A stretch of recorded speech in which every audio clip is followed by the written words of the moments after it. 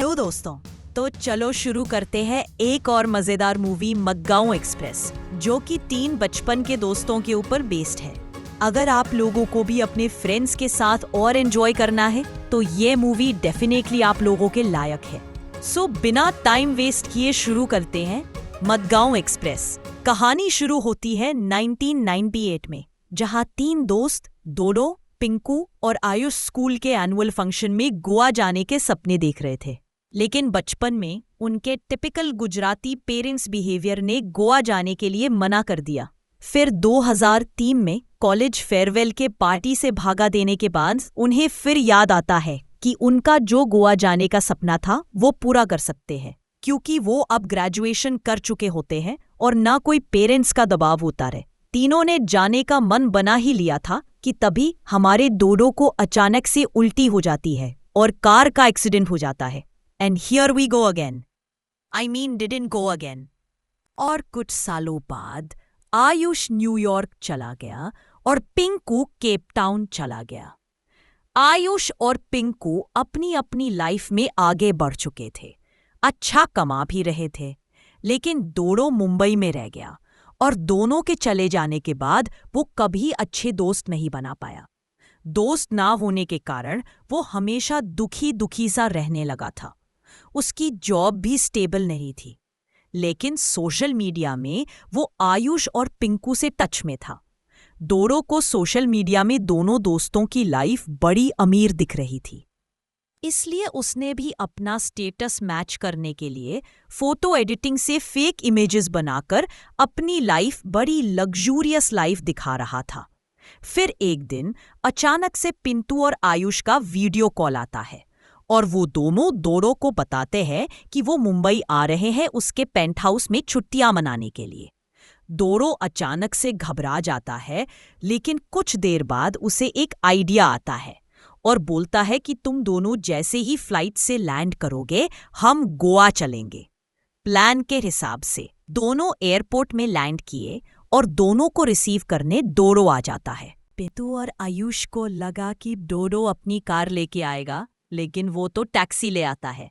आयुष डोडो से पूछता है कि हम लोग गोवा टैक्सी से जाएंगे क्या, और डोडो उनको बताता है कि वो तीनों गोवा अमीरों की तरह नहीं बल्कि मिडिल क्लास लोगों की तरह ट्रेन से जाएंगे और फुल एंजॉय करेंगे।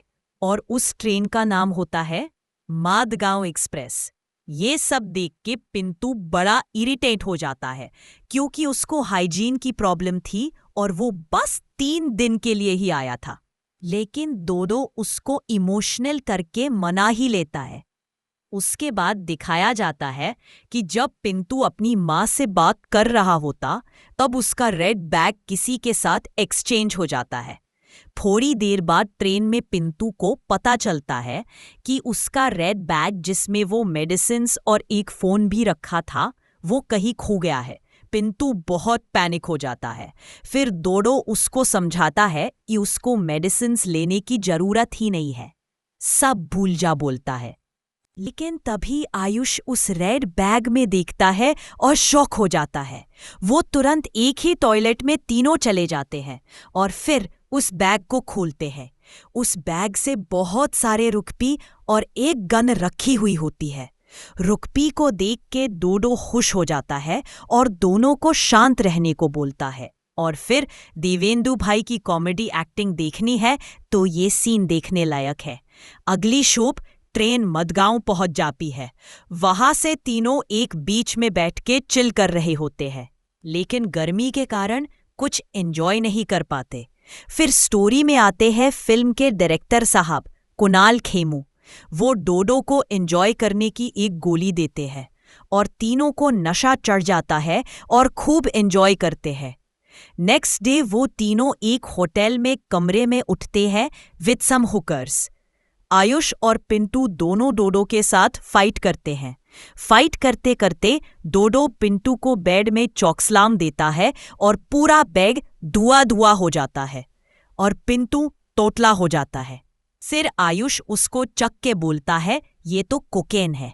वो दोनों पिंटू को डॉक्टर के पास लेके जा ही रहे होते हैं कि तभी दरवाजे में डॉन कंचन कमड़ी आ जाती है। वो उसको गणपत समझकर 2 घंटे का टाइम देती है और बाहर आके मिलने को बोलती है।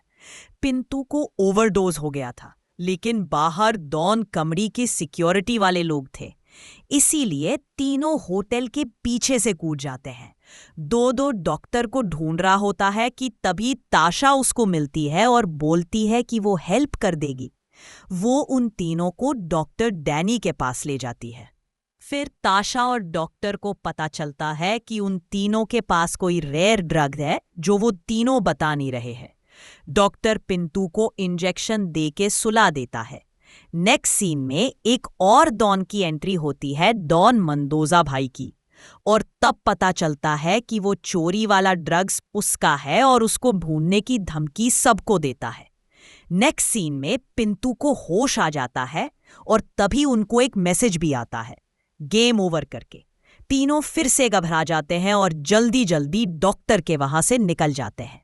बस वो तीनों तुरंत होटल जाते हैं, लेकिन वहां जाके देखते हैं कि बेड से भरा ड्रग्स खाली रहता है। तभी वहां पे पुलिस आ जाती है और तीनों डर जाते हैं। तीनों जल्दी वहां से भाग जाते हैं। पुलिस और होटल का ओनर रूम की हालत देख के समझ जाते हैं कि यहां कुछ तो गड़बड़ हुआ है। पुलिस को रूम में ड्रग्स मिलता है और होटल का ओनर वो तीनों का फेस देखा हुआ रहता है। तभी तीनों भागते भागते उस आदमी से टकरा जाते हैं जिससे वो रेड बैग एक्सचेंज हुआ था। वो आदमी होटल जा ही रहा था, लेकिन वहां पहले से ही पुलिस थी और तीनों को ढूंढ रही थी। तभी उस आदमी को पिंटू के रेड बैग से मोबाइल में मैसेज मिलता है और वो मैसेज पिंटू की गर्लफ्रेंड मरियम का होता है। मैसेज में लिखा था, मुंबई एयरपोर्ट में मिलो। नेक्स्ट सीन में तीनों भागते भागते एक बीच में लड़ते रहते हैं।